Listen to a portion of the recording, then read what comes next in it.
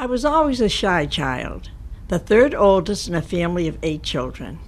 I went to the local high school. The day I went, I almost went home because it was so big. I'll never forget that day, but I did graduate. My sisters all went out dancing and dating, but I never did. Then I met my husband and was married at the age of 20. I had 6 children, the last one at age 40, and my time was spent on family gatherings with my sisters and brothers. My husband also didn't dance. When we were in our 60s, my husband got sick and had to retire. He was housebound, so I had decided to give him my notice and stay home with him. But the week before he went to the hospital, he died. My mother had also been a young widow, but at that time, mostly it was shopping and movies. I had always been consumed with families and activities. It was my life, and I had never done anything else. One day, I met an acquaintance, and she invited me to a line dancing class, me who had never gone dancing. When I went to my first class, it was great. Her friends all went on trips, walking clubs, dances, and I joined them. Now it's line dancing, walking club, exercise classes, and also day trips, weekend trips, and many more. Things are certainly different from my mother's day. 25 years have come and gone, and at the age of 90, I'm still going strong. So just remember, as the years unfold, life's what you make it, so reach for the gold. My mother always said I was a late bloomer.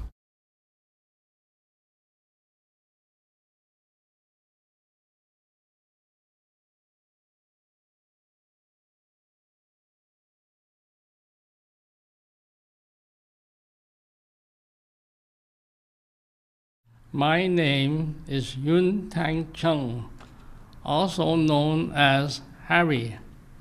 I was born in Massachusetts, in the USA, in 1924, in the Chinese community of Boston, located near South Station. My parents were illiterate immigrants from a rural village in Kaiping, near Guangzhou of China.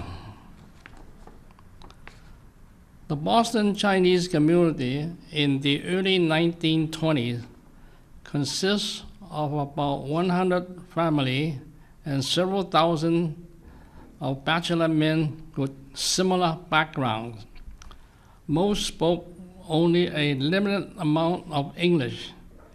We spoke a local dialect called Hui San, which is closely related to the Cantonese dialect of the Chinese language. Hui San can be spoken but not written. There was still a need for a written language, and that was Mandarin. So the majority of Chinese in the Chinese community had to pay someone to write things for them. There are thousands of variations of Chinese, making it very difficult to communicate verbally. After we attended the local elementary school, most families enrolled their children in the formal after-school Chinese school. We went to Chinese school from 5:30 to 8:30, Monday through Saturday. I completed 8 years of Chinese school before high school homework forced me to drop out of Chinese school. Only after I completed 2 years in the U.S. Army during World War II did I acquire sufficient English to have it become my primary language. Because of discrimination against the Chinese community, you either work in the restaurant or the laundry business. My family was in the laundry business. If you wanted another kind of job, you have to learn and then become educated. After years of working and speaking English, I had lost a lot of my Chinese. And since my retirement, I have again started to study Chinese and the Chinese culture.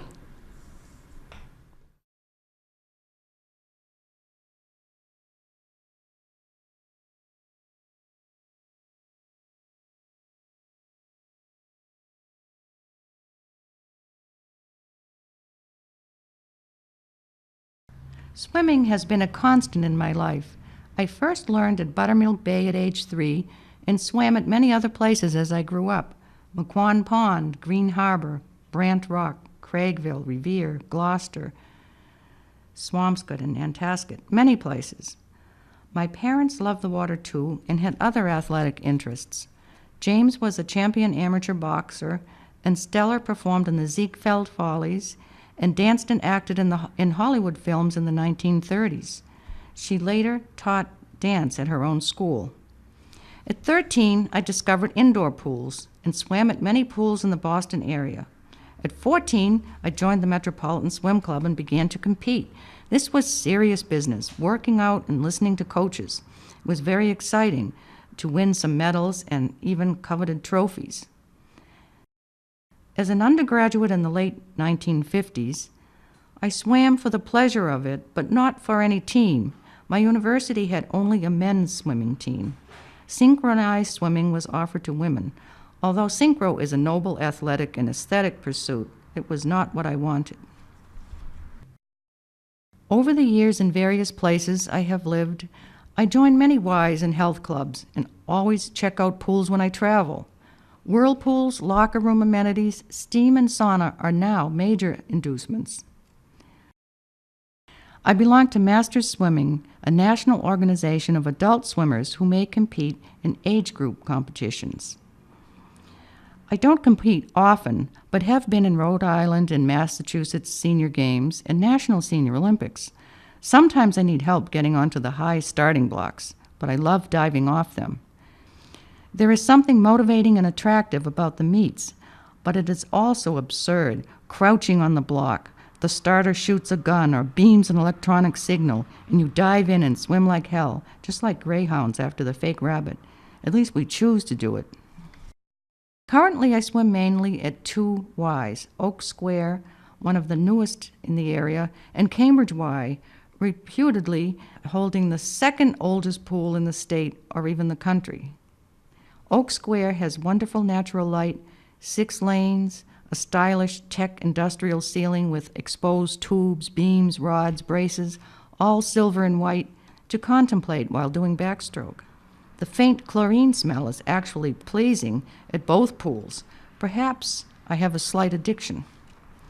The Cambridge Y, I must descend an ancient, rusty spiral staircase from the women's locker room to the 3-lane, 20-yard pool with narrow decks. Natural light is limited despite the 6 large windows along one wall. Above the far end, an undersea mural scene with vibrant shades of green, complete with aquatic creatures, stands out from the mint green paint-peeling outer walls. The water is delightfully warm, so easy to dive right in, and a lovely turquoise color. Swimming here is remarkably tranquil, intimate, and exhilarating.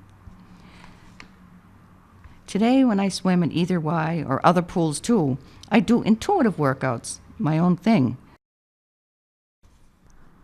Swimming, of course, is not only about pools or lap after lap or long distances. It's about the ocean, the ponds, the lakes, rivers, and streams, in warmth or shattering cold, in orderly fashion or sublime chaos. At this very moment, people are swimming in the Bodensee, Black Sea, Red Sea, Dead Sea, the rivers Nile, Amazon, Connecticut. Millions of locations, millions of pools. Someone is even learning to swim in the Ganges.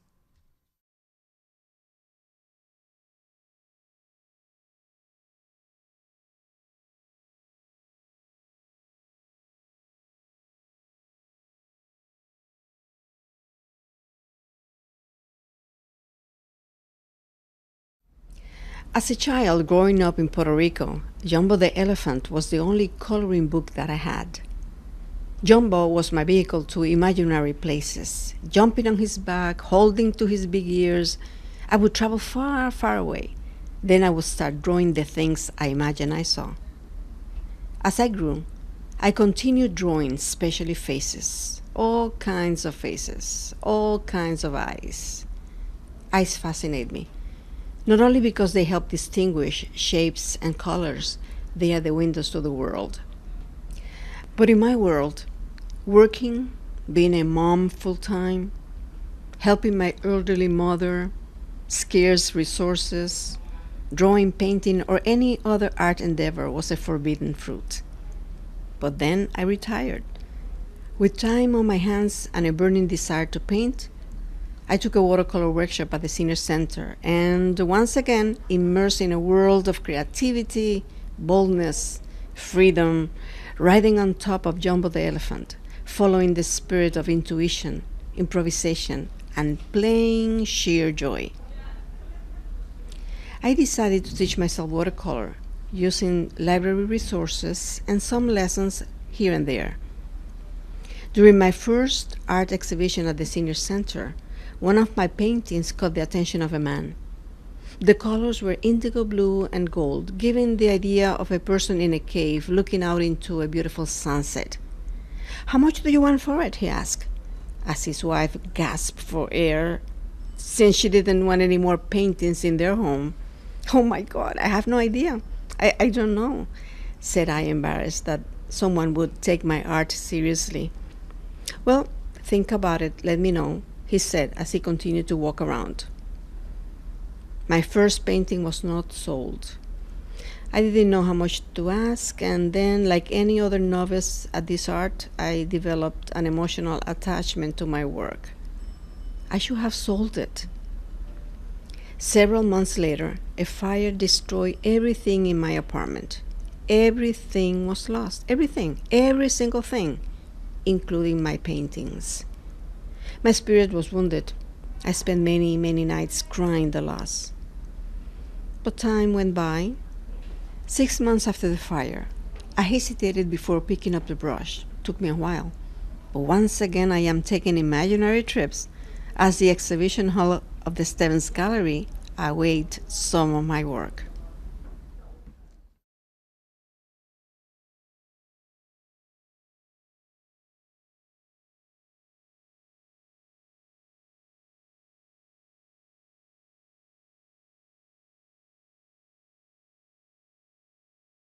My mother came from Canton, China, 1926. In 1928, they moved to Cambridge, and I was born. During the years of 1927 till 1945, she had 10 kids. We had a restaurant, which we raised the 10 kids on the restaurant food. We went to visit the restaurant, and they sort of had to work for our food. It was during the war years, and everybody was issuing ration card. These are food rationing cards and clothes rationing cards. And there was 12 in our family, counting my mother and father. So we want to have some eggs. So I brought 12 cards down to buy 12 dozen of eggs. And the clerk looked at and said, "You can't have 12 dozen of eggs." I says, "I got 12 cards here. Why can't I have 12 dozen of eggs?" And they call the manager, and the manager said, "Okay, you can have 12 dozen." So in 1948, I went to the service in Germany for 40 months, spent 4 Christmas, 4 New Year's. I saw the White Cliffs of Dover on the way over and the way back. In 1958, I was married, had 5 children. Then in 1988 till 2001, I have 13 grandchildren. My grandchild called from the school and says, "I'm sick, will you come and pick me up?" I says, "Okay." When I went to the school, I talked to the principal, said, "My grandchild's sick, you want me to pick him up?" The principal sent him down and says, "Here's your grandchild." I looked at him, I says, "Did you call me and say you were sick?" He said, "No, I didn't call you." I said, "Someone called me," and so they called the other school, the lower grade school, and says, see if the child was there. They called, and it so happens that the child did call, and I went down there and picked them up, and everything was okay. Then at the 50th anniversary, they asked me where I want to go. I says, okay, Alaska. So, 50th anniversary, we took a cruise to Alaska.